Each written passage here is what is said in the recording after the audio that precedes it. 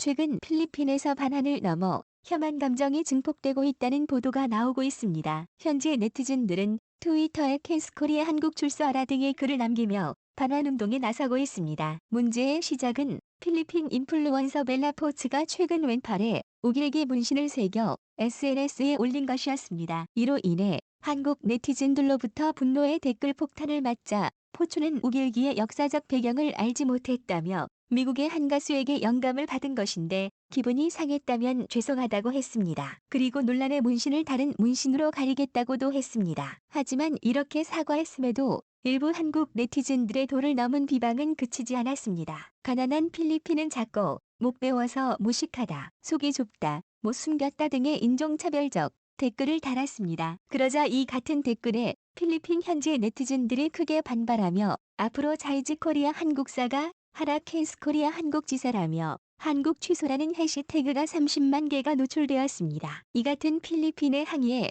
갈등은 극에 달해 가고 있으며 우리 네티즌들 중심으로 새로운 해시태그 운동이 벌어졌습니다.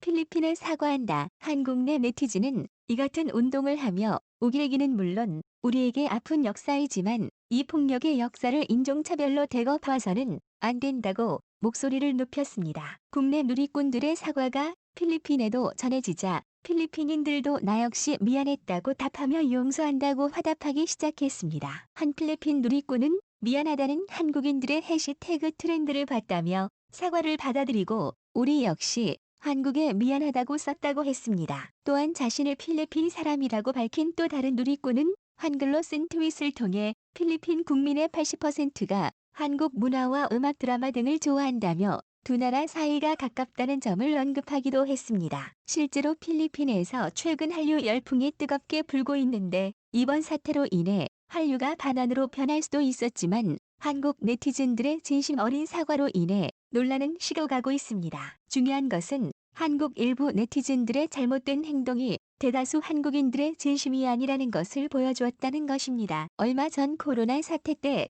베트남과 외교적 갈등이 일어났는데 베트남에서 셔먼 분위기가 있으며 일부 베트남 네티즌은 태극기를 조롱하며 우리 국민들을 자극했습니다. 당시 과도한 행동에도 베트남에서는 자정의 목소리는 나오지 않았고 우리 국민들의 베트남에 대한 감정은 악화되었습니다. 이번 필리핀 사건도 베트남에 이어 한국의 외교적 갈등이라고도 비판되었지만 우리는 필리핀과 이번 갈등에서 잘못된 부분에 대해서는 사과하며 다른 모습을 보여주었습니다. 그런데 최초 갈등의 원인이 된 것이 우길기 문신이었는데 필리핀에서는 반한 조짐이 보이자 일본 네티즌들은 이 기회를 틈타 어이없는 반응을 보였습니다. 타국의 개인의 취향까지 반일 감정을 제기하다니 이상하네요. 한국인은 다른 사람을 무지하다고 욕하기 전에 자신들의 상식을 의심하는 것이 좋다. 보는 사갈 필요가 없다. 역사적 비난이라니 한국이 반일을 하기 위한 헛소리일 뿐이니까 이 나라 사람들은 사과도 결코 용납하지 않고 반대로 사과 상대를 여러 번 편애합니다. 일본 네티즌들은 사과라는 자신들을 한국이 용납하지 않았다고 했지만 일본을 한 번도 제대로 사과한 적이 없었습니다. 분명 과거 일본의 총리가 사과한 적이 있었지만 그 이후에 역사를 부정하고 왜곡시키며 우리를 더욱 분노케 했습니다. 이것을 제대로 된 사과가 아니었습니다. 특히 이번에 문제가 된 일본 우길기는 일본이 2차 세계대전에 사용한 전범기로 일본 군국주의를 상징하지만 일본은 이를 아직도 버젓이 사용하며 유포시켜 필리핀과 갈등까지 빚어냈습니다. 일본은 우리의 항의에도 불구하고 우길기는 아무런 문제가 없다며 도쿄올림픽에서도 사용을 강행하려 하고 있습니다. 최근 일본 전직 외교관 아마키 나루토는 책을 내며 일본이 임진왜란 당시 코무덤을 사죄한다고 했습니다. 400년 전 도요토미 히데요시는 왜군들에게 조선이 코를 베어 바치라고 명령했고 당시 희생된 조선인 12만 6천여 명의 고가 교토시의 코무덤에 매장되어 있는 곳으로 알려져 있습니다. 다마키 나루토는 임진왜란에서 시작해 메이지 정부를 거쳐 현재 아베 신조 정권에 이르기까지 반복되는 일본의 역사를 지적했습니다. 그는 일본이 과거 역사에 대해 제대로 반성하지 않았기 때문에 한국과의 관계도 계속 악화됐다며 지금이라도 부끄러운 과거를 반성하고 사죄한 일에 협력하는 미래를 만들 수 있다고 강조했습니다. 최근 한일 갈등에 문제가 되는 강제징용 판결은 일본의 잘못된 역사인식을 단적으로 보여주고 있습니다. 한국인 10만 명을 강제 동원하고 노예처럼 부렸던 일본의 전범 기업들은 아직까지 반성하지 않고 있지만 과거 일본 내에서 이 전범 기업들을 차단하겠다는 사건이 벌어진 바가 있었습니다. 1974년 8월 일본 미쓰비시 중공업 본사 폭파 사건이 일어났습니다. 이후 8개월 동안 총 9번의 폭파가 있었습니다. 이 사건을 벌인 것은 동아시아 반일 무장전선이라는 일본의 무장투쟁 그룹이었습니다. 일본의 대학 중퇴생 한국 근현대사 전공대학원생 회사원 등으로 구성된 이들은 자신들을 늑대라고 칭했습니다. 그들은 일본의 제국주의 침략과 식민지배를 성장한 주요 기업들을 폭파하며 일제의 무반성과 무책임에 대한 대가를 치를 것을 요구했습니다. 전범 기업들에게 해외 자산을 정리하고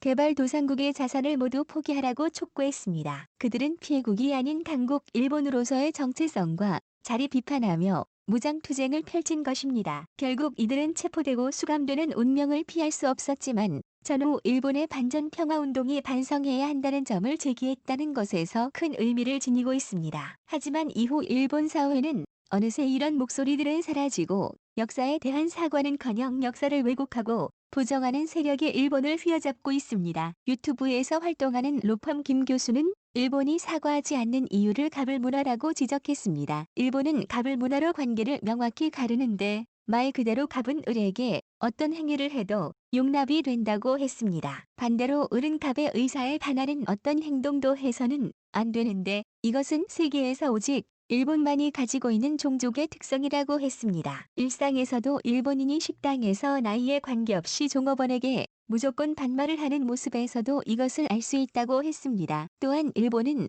사장이 직원에게 함부로 대하는 것에 대해서도 당연하게 생각하고 직원들은 별다른 불만을 얘기하지 않는다고 했습니다. 정치인들이 시행하는 정책에 대해서 크게 반대하지 않는 이유 역시 같은 맥락이라고 지적했습니다. 그러면서 제2차 세계대전에서 일본이 패망했을 때 한미군 병사가 쓴 편지를 소개했습니다. 당시 일본은 가미카제 특공대를 필두로 끝까지 저항했기 때문에 미군 병사는 점령군으로서 일본을 상륙하면서도 굉장한 두려움을 갖고 있었다고 했습니다. 혹시 누군가 폭탄을 품에 안고 미군 주둔지 오지는 않을까 밤에 잠을 자지 못했다고 했습니다. 그런데 막상 일본에서 만난 일본인들은 너무나 예의 바르고 따뜻했습니다. 김 교수는 이를 두고 전쟁에서 이긴 미국은 갑이고 패배한 일본은 을이기 때문에 아무 말 없이 매우 친절하게 미군을 받들어 모신 것이라고 했습니다. 이것을 알 수 있는 것은 일본이 우리에게 진정으로 사죄하지 않는 것은 우리를 둘러보고 있기 때문이라고 했습니다. 일본이 생각하는 갑을 관계에서 한국은 철저한 을이기 때문에 강력한 갑이었던 일본에게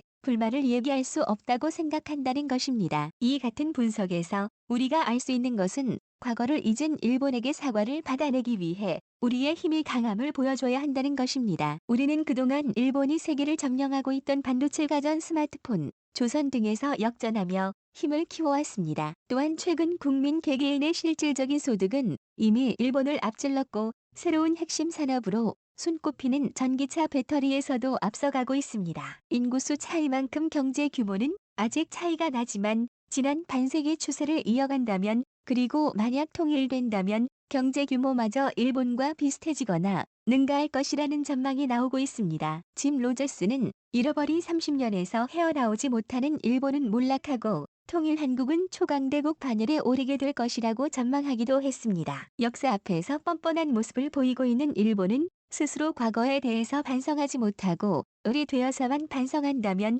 그 시기는 머지않았다고 보고 있습니다. 동아시아 반일 무장전선 늑대 부대의 아라 이마리코는 일본 정권에게 이런 말을 남겼습니다. 자신의 가을성을 문지 않고서는 세계인과 손을 맞잡을 수 없다.